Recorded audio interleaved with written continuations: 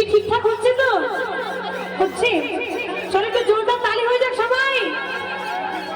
এই পাশে যারা আছেন তাদেরকেও বলছি একটু জোরদার তালি হয়ে যাক না, একটু তালি দিলে